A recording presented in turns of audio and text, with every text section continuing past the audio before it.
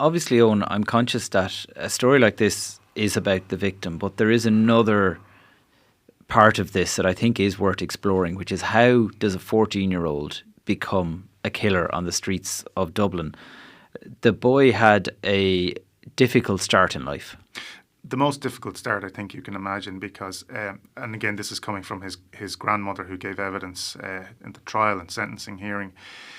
When he was born, he was addicted to heroin. His mother and father were both drug addicts and are both drug addicts.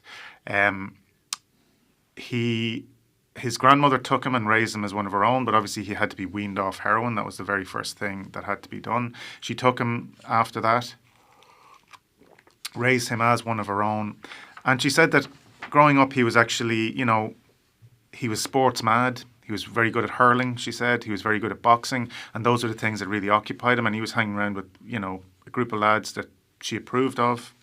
But then she traced back the change to one single incident, which was where his birth mother approached him in the street just after he was coming away from sports training.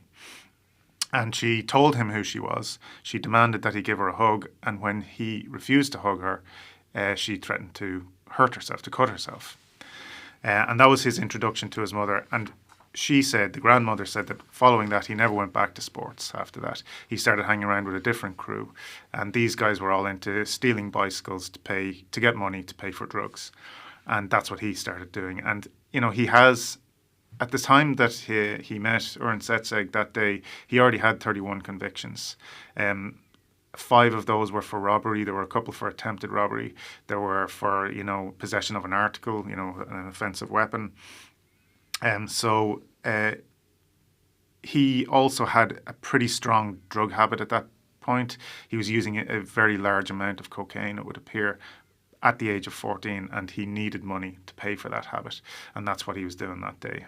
To hear the full episode of the Indo Daily, you can find us on independent.ie or wherever you get your podcasts.